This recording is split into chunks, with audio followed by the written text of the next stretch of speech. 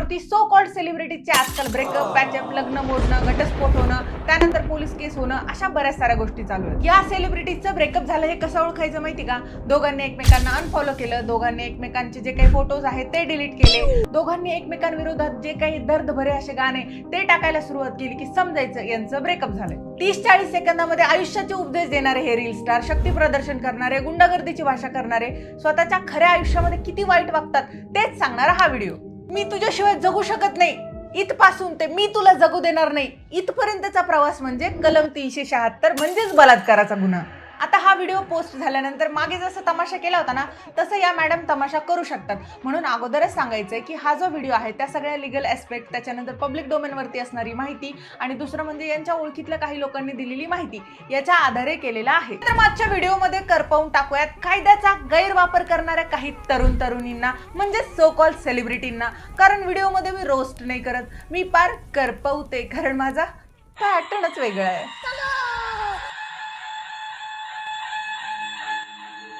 बरं, मोठेपणा कुठं आणि कशात मिरवावा हे देखील कळत नाहीये. म्हणजे हिने याच्यावरती बलात्काराचा गुन्हा दाखल केला आणि गुन्हा दाखल केल्यानंतर आपला जो FIR आहे त्याचं पहिलं पेज सोशल मीडियावरती पोस्ट केलं. म्हणजे कुठल्या गोष्टी कॉन्फिडेन्शियल ठेवाव्या आणि कुठल्या पब्लिक कराव्यात हे देखील कळत नाही. तर माझा पहिला प्रश्न असा आहे की हा गुन्हा कधी घडला? 1/8/2021 ते 27/2/2024 या दरम्यान. आणि गुन्हा जिथे घडला तिथपासून ते पोलीस स्टेशनचं अंतर अवघं 1.5 किलोमीटर.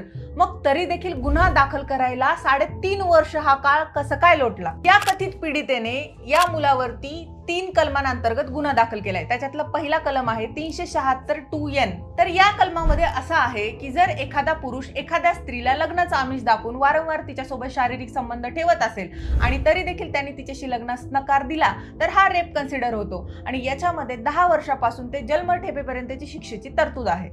दुसरा कलम आहे 323. या कलमामध्ये एखाद्या व्यक्तीकडून दुसऱ्या व्यक्तीला जर मारहाण झाली, दुखापत झाली तर अशा वेळेस हा कलम लागू होतो आणि या कलमाअंतर्गत त्या मुलाला किंवा त्या मुलीला 1 वर्षापर्यंतची शिक्षा होते. आणि तिसरा कलम आहे 506. यामध्ये जर एखाद्या व्यक्ती दुसऱ्या व्यक्तीला दुखापत करण्याची किंवा अन्याय करण्याची धमकी देत असेल तर त्या व्यक्तीवरती या कलमाअंतर्गत गुन्हा दाखल होतो. तुम्ही जर बालिक असाल आणि एखादा व्यक्ती तुम्हाला वारंवार फोन करून एखाद्या हॉटेलवरती बोलवतोय तर तिथे गेल्यानंतर तुम्हाला तुमचं आधार कार्ड देऊन मगच एंट्री मिळते. मग मला एक सांगा, जर अत्याचार करायचेच आहेत तर मग आधार कार्ड, त्यानंतर हॉटेलमध्ये एंट्री, तर तुम्ही एवढे नाबालिक आणि एवढे लहान आहात का की समोरचा व्यक्ती आपल्याला कुठल्या इंटेन्शनने बोलवतोय हे देखील तुम्हाला कळणार नाही?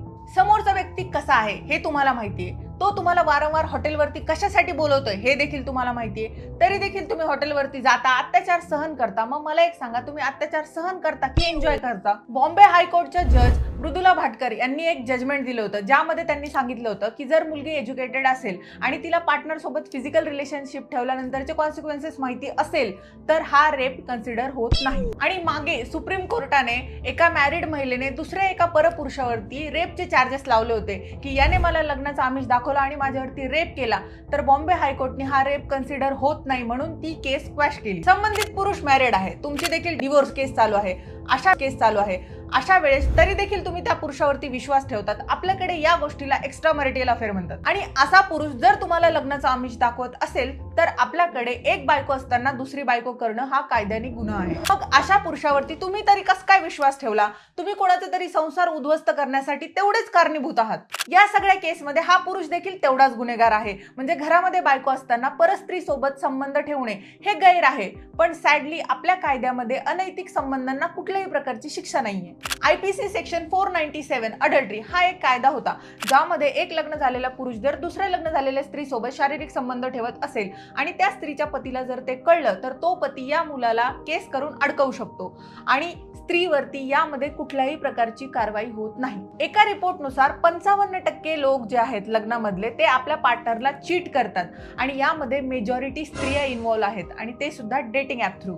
मग 2018ला सुप्रीम कोर्टाने हा कायदाच रद्द केला की जर तुम्ही लग्नामध्ये चीट करत असाल तर आता हा गुन्हाच नाहीये. मग आता तुम्ही काय करू शकता की या बेसिसवरती फार तर डिवोर्स घेऊ शकता. आणि या सो कॉल्ड सेलिब्रिटीजच्या न्यूज ज्या आहेत त्या अशा काही व्हायरल होत आहेत की विचारूच नका. आता रिसेंटली एक न्यूज आली होती की ही कथित पीडिता घरामध्ये आत्महत्येची चिठ्ठी लिहून गायब झाली होती. मला एक कळत नाही, तुम्ही कोणाची तरी प्रियसी होण्या अगोदर कोणाची तरी आई आहात हे तुम्ही कसं विसरता? आणि तुम्ही एक सोशल मीडिया इन्फ्लुएन्सर आहात, तुम्ही जे करतात त्याचा कोणाच्या तरी मनावरती काय परिणाम होईल या गोष्टीची जराही जाणीव नाहीये का तुम्हाला? मला असं वाटतं की हा पब्लिसिटी स्टंट फक्त आणि फक्त पोलिसांवरती दबाव आणण्यासाठी केलेला आहे.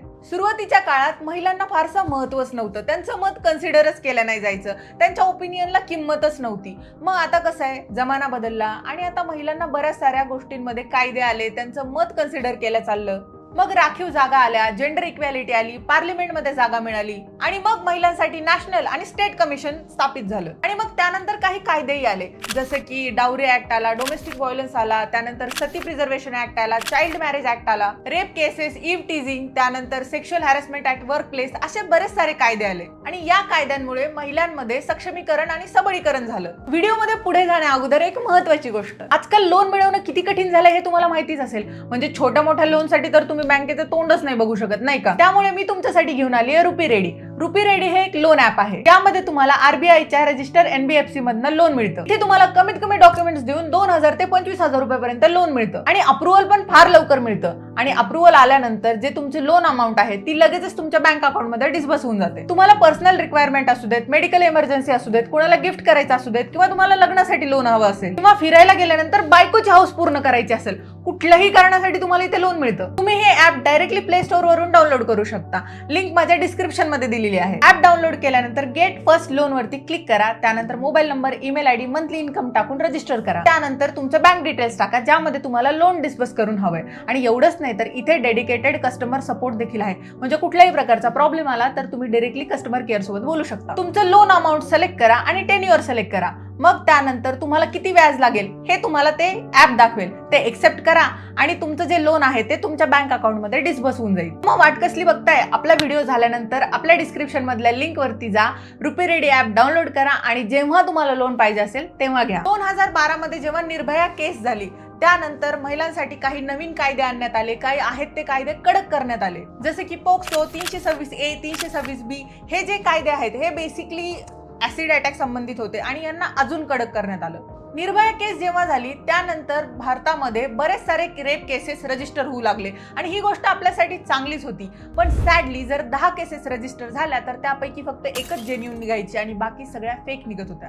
मग कालांतरानंतर या कायद्याचा गैरवापर करताना जास्त करून महिलाच दिसून येत आहे. मी हे नाही म्हणत की महिलांवरती अत्याचार होत नाहीत, होतात, पण ज्या केसेस रजिस्टर होतात त्या NCRBच्या डेटानुसार 74% केसेस फेक आहेत. म्हणजे 74% फेक रेप केसेस आपल्याकडे रजिस्टर होतात. आणि याच फेक केसेसमुळे बाकीच्या ज्या 26% केसेस आहेत त्यांना न्याय मिळायला उशीर लागतो. आणि आपल्याकडचे जे कायदे आहेत ते मेजॉरिटी अँटी मेन लॉ आहेत. आता या कथित पीडितेचे आणि त्या आरोपीचे अगोदर प्रेम संबंध होते, त्यांचे तसे फोटो आणि व्हिडिओ सोशल मीडियावरती व्हायरल झालेले आहेत. आपला प्रॉब्लेमच हा आहे की आपले जे लॉ आहेत ते फक्त आणि फक्त महिलांसाठी बनवलेले आहेत, पुरुषांसाठी बनवले गेलेलेच नाहीयेत. आता कितीतरी केसेस उचलून बघा, यामध्ये एक गोष्ट तुम्हाला कॉमन दिसेल की मुलाचं आणि मुलीचं एकमेकांवरती प्रेम होतं, शारीरिक संबंध होतात आणि त्यातून मग नंतर पुढे ह्या अशा केसेस जन्माला येतात. का होतात माहिती का केसेस? कारण आपल्याकडचा जो कायदा आहे तो महिलांसाठी बनले गेलेला आहे, पुरुषांसाठी कायदाच बनला गेलेला नाहीये. जोपर्यंत समोरचा व्यक्ती आपला ऐकतो तोपर्यंत स्त्रीची त्याच्याबद्दल कुठल्याही प्रकारची तक्रार नसते. पण ज्या वेळेस पुरुष स्त्रीचं ऐकायचं बंद करतो किंवा तिच्या मनाविरुद्ध काही करतो त्यावेळेस अशा मेजॉरिटी स्त्रिया ह्या पुरुषांवरती 376चा गुन्हा दाखल करतात. आता 376 काय आहे हे मी तुम्हाला सांगितलं, पण 375 मध्ये रेपची डेफिनेशन देण्यात आलेली आहे. ती काय आहे ते मी तुम्हाला वाचून दाखवते. A man is said to commit if he, मग त्यानंतर खाली मेल रिप्रोडक्टिव्ह ऑर्गन्स म्हणजे कशा पद्धतीने पेनिट्रेशन किंवा बाकीच्या गोष्टी करून तुम्ही फिमेलचे ऑर्गन डॅमेज करतात त्याच्यावरती रेप कन्सिडर होतो. 375चा सबसेक्शन 1 सांगतो विदाउट हर विल आणि सबसेक्शन 2 सांगतो विदाउट हर कॉन्सेंट. मग सबसेक्शन 4 मध्ये असं येतं की हा मुलगा माझ्यासोबत लग्न करणार होता म्हणून मी याला संमती दिली, पण आता हा माझ्यासोबत लग्न करणार नाहीये किंवा मग काही कारणास्तव होत नाहीये तर आता हा रेप कन्सिडर होणार. पण एक गोष्ट की लग्न होणार होतं की नाही किंवा तसं वचन दिलं होतं हे सिद्ध करण्यासाठी कुठल्याही प्रकारचे पॅरामीटर्स नाहीयेत. म्हणजे हा जो सगळा कायदा आहे तो किती जेंडर बायस्ड आहे हे तुम्हाला कळलंच असेल की रेप जो आहे ना तर तो फक्त पुरुषांनी स्त्रीवरती केला तरच कन्सिडर होणार, पण स्त्रीने जर पुरुषावरती केला तर तो कन्सिडर होत नाही, स्त्रीने स्त्रीवरती केला तर कन्सिडर होत नाही, किंवा मग बाकी अदर जेंडरवरती झाला तर तो देखील कन्सिडर होत नाही. म्हणून मेजॉरिटी केसमध्ये मुलगा हा आरोपी असतो आणि मुलगी ही विक्टिम असते. कारण आपल्या कायद्याप्रमाणे वुमन कॅनॉट कमिट रेप महिला ह्या रेप करूच शकत नाही आणि जर असं काही असेल किंवा अशा काही घटना समोर आल्या तर त्या फक्त 377 अननॅचरल ऑफेन्सेस मध्ये रजिस्टर केल्या जातात आणि त्यामध्ये फार फार तर 10 वर्षांची शिक्षा आहे, जन्मठेप किंवा फाशीची शिक्षा असं काहीच होत नाही। आता सेक्शुअल हॅरासमेंटची डेफिनेशन बघा, if woman aggrieved against man म्हणजे फक्त महिलेने तक्रार दिली पुरुषाविरुद्ध तर ते सेक्शुअल हॅरासमेंट कन्सिडर केलं जातं। म्हणजे वर्क प्लेसेसवरती किंवा इतर ठिकाणी महिला महिलेवरती अत्याचार नाही करू शकत किंवा पुरुष पुरुषावरती सेक्शुअल हॅरासमेंट नाही करू शकत किंवा महिला पुरुषावरती सेक्शुअल हॅरासमेंट नाही करू शकत असं सरळ सरळ हा कायदा सांगतो। पण एका रिपोर्टनुसार जवळपास 14% पुरुष वर्क प्लेसेसवरती सेक्शुअल हॅरासमेंट फेस करतात। जो कायदा अगोदर महिलांसाठी एक ढाल होता तो आता महिलांसाठी शस्त्र बनत चाललाय। मेजॉरिटी ज्या केसेस आहेत ना तर त्या फक्त स्वतःचा इगो सॅटिस्फाय करण्यासाठी आणि बदलेच्या भावनातून रजिस्टर केलेले असतात आणि अशा वेळेस तो जो पुरुष आहे तो गुन्हा केलेला नसताना देखील शिक्षा भोगत असतो आणि अख्खं आयुष्य स्वतःला निर्दोष सिद्ध करण्यामध्ये घालवतो। आता याच व्यक्तीचं बघा, याच्यावरती रेप केस झाली, 20 वर्षासाठी याला अटक झाली, 20 वर्ष हा माणूस जेलमध्ये राहून बाहेर आला। बाहेर आल्यानंतर कळलं की या माणसाने हा रेप केलाच नव्हता, हा माणूस निर्दोष होता। मग त्या 20 वर्षाची भरपाई करणार कोण? ती मुलगी। दिल्लीमध्ये एका मुलीने 2 मुलांवरती गँगरेप केला या लोकांनी माझा असं म्हणून केस टाकली, FIR दाखल झाली। दुसऱ्या दिवशी गेली पोलीस स्टेशनला अर्ज दिला आणि असं काही झालंच नव्हतं का तर म्हणे या लोकांनी मला घरी सोडलं नाही, यांना मी शिक्षा देण्यासाठी ही केस दाखल केली, अशी केस रजिस्टर केली आहे। एका महिलेने आपल्या पूर्ण सासरवाडीच्या फॅमिलीवरती फेक डावरी केस टाकली, ती पण 5-6 वर्ष चालली। 5-6 वर्षानंतर कळलं की ही सगळीची सगळी केस खोटी आहे आणि महिलेला फक्त आणि फक्त 500 रुपयाची पेनल्टी लावली कोर्टाने। पुण्यात पूजा नावाच्या एका ऍक्टरने जवळपास 3 पुरुषांविरोधात अशाच केसेस दाखल केल्या होत्या। ती काय करायची, श्रीमंत पोरं बघायची, त्यांना हॉटेलवरती बोलवायची, त्यांच्याकडनं पैसे काढायची त्यांच्यासोबत शारीरिक संबंध ठेवून आणि जर एखाद्याने पैसे नाही दिले तर सरळ सांगायची की मी तुमच्या विरोधात पोलिसांमध्ये रेप केसेस दाखल करेल आणि अशा वेळेस पुरुष तिला पैसे देऊन टाकायचे। मग एका इंजिनियरने अशीच हिच्या विरोधात तक्रार दाखल केली आणि त्यानंतर यांचं अख्खचे अख्खं रॅकेट पकडण्यात आलं। 2012ला जेव्हा निर्भया केस घडली त्यानंतर 0 FIR सगळीकडे मॅन्डेटरी करण्यात आला। 0 FIR म्हणजे महिलेवर कुठेही अत्याचार झाला तर महिला कुठल्याही पोलीस स्टेशनला जाऊन तक्रार देऊ शकते। मग पोलिसांना प्रायर बेसिसवरती FIR नोंद करून घ्यावा लागतो, मग त्यासाठी मेडिकलची गरज नाही। वर्षानुवर्ष फिजिकल रिलेशनशिप होतात, कुठे वेगळ्या हॉटेलमध्ये होतात, वेगवेगळ्या ठिकाणी होतात, मग अचानक मुलगी एखाद दिवशी येते आणि 376चा गुन्हा दाखल करते। या केसेसला म्हणतात sex on the pretext of marriage. म्हणजे तिचं काय म्हणणं आहे की हा मुलगा माझ्यासोबत लग्न करणार होता म्हणून मी राजी झाले म्हणजे माझा कॉन्सेंट नाहीये। म्हणजे तिच्या डोक्यामध्ये मिसकन्सेप्शन होतं की हा मुलगा माझ्यासोबत लग्न करणार आहे म्हणून मी राजी झाले पण माझा कॉन्सेंट नव्हता म्हणून तो रेप कन्सिडर केला जातो। आणि मग काय, अशा बऱ्याच साऱ्या केसेस रोज रजिस्टर होतात, fake dowry cases, fake domestic violence cases, fake rape cases register होतात आणि मग मुलांना याच्यातून बाहेर पडणं मुश्किल होऊन जातं आणि मग सगळं आयुष्य जेलमध्ये काढावं लागतं। आता तर कोर्टाने देखील जजमेंट दिलंय की जर तुमचं प्रेम आहे आणि प्रेमातून जर शारीरिक संबंध निर्माण होत असतील तर तो रेप कन्सिडर केला जाणार नाही। मुळात जर स्वतःचं लग्न झालेलं आहे, समोरच्या व्यक्तीचं देखील लग्न झालेलं आहे आणि त्याच्यासोबत जर तुम्ही संबंध ठेवत असाल तर अशा वेळेस हा व्याभिचार आहे। आणि कसं आहे माहितीये का की जर एखादा व्यक्ती लग्न झालेला असून देखील तुमच्यावरती वारंवार रेप करतोय, तुम्हाला लग्नाचं आमिष दाखवतोय, तर तुम्ही नाबालिक आहात का की तुम्हाला एवढंही कळत नाही की लग्न झालेलं असून दुसरं लग्न करणं हा कायद्याने गुन्हा आहे। वेळेस तुम्ही या गोष्टीचा प्रतिकार का केला नाही, मुलाच्या फॅमिलीला का इन्व्हॉल्व केलं नाही या गोष्टीमध्ये की तुमचा मुलगा माझ्यासोबत असं असं वागतोय, वेळेस तुम्ही सगळे संपर्क का तोडले नाहीत। जर मुलगा तुमचे अश्लील फोटो सर्क्युलेट करण्याची धमकी देत असेल तर तुम्ही सोशल मीडिया इन्फ्लुएन्सर आहात, तुम्ही तर अगोदर जाऊन पोलिसांमध्ये तक्रार दाखल करायला पाहिजे होती। ही तक्रार दाखल करायला 3.5 वर्षाचा कालावधी कसं काय लागतो? आपल्याकडे जेव्हा रेप होतो ना तेव्हा मुलाला फाशी द्या किंवा अशा बरेच साऱ्या गोष्टीसाठी कॅन्डल मार्च निघतात, मोर्चे निघतात, पण ज्या वेळेस एखाद्या मुलावरती खोटी केस दाखल होते आणि सगळ्या जगाला माहिती की ही केस खोटी आहे, मुलगा कितीही वाईट असू देत पण ही केस जर खोटी आहे हे माहिती आहे, तर मग लोक त्याच्या सपोर्टमध्ये रस्त्यावरती का उतरत नाहीत? मी तर आजपर्यंत अशी एकही केस नाही पाहिजे। आपल्याकडे पहिल्यापासून स्त्रीला फक्त आणि फक्त उपभोगाची वस्तू समजलं जातं,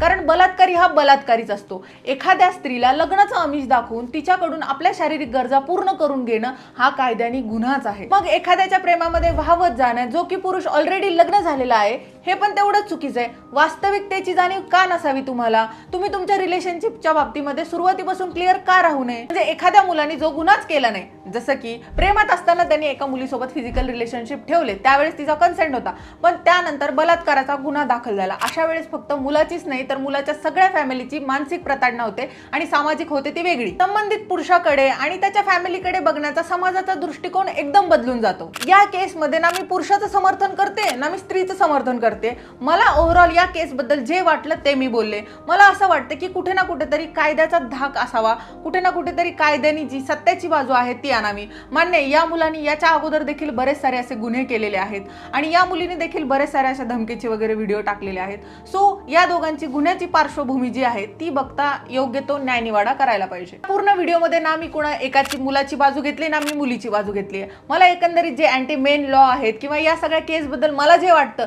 त्याबद्दल मी बोललेली आहे। या मुलाची अगोदरची काही गुन्हेगारी जी पार्श्वभूमी आहे, कोणाचे पैसे बुडवणे वगैरे वगैरे, या संबंधित कोर्ट तर योग्य तो न्यायनिवाडा करेलच। मुलीच्या बाबतीत योग्य तो न्यायनिवाडा करेलच, कारण आपल्याकडे जर 100 गुन्हेगार सुटले तरी चालतील पण एका इनोसंटला शिक्षा नाही झाली पाहिजे असं आपल्या कायद्यात तरतूद आहे। अशा केसेसमध्ये मुलींची जी बाजू आहे ते कायदा सांभाळतो। मग अशा वेळेस मुलांनी काय करायला पाहिजे? तुम्हाला जर असं वाटत असेल की तुमच्यावरती फ्युचरमध्ये जाऊन अशा केसेस दाखल होऊ शकतात किंवा तुम्हाला जर अशी कुणाकडून धमकी आलेली असेल तर अशा वेळेस तुमच्याकडचे जे व्हॉट्सअप चॅट्स आहेत, तुमचे जे फोटोज आहेत किंवा जेणेकरून असं सिद्ध होऊ शकतं की तुम्ही दोघं जण रिलेशनशिपमध्ये होतात, तर अशा गोष्टी जपून ठेवणे हा एकच उपाय आहे जेणेकरून तुम्हाला जामीन मिळण्यासाठी बराच सारा फायदा होऊ शकतो। मुलांना आणि मुलींना मला एकच सांगायचंय की जर तुमचं लग्न होणार नसेल तर असा कुठल्याही रिलेशनशिपमध्ये अडकू नका। आणि आणखी एक गोष्ट सांगते, मुलींना पण समजून सांगते, मुलींनो प्रेमामध्ये वाहवत जाऊ नका, डोकं ठिकाणावरती ठेवा।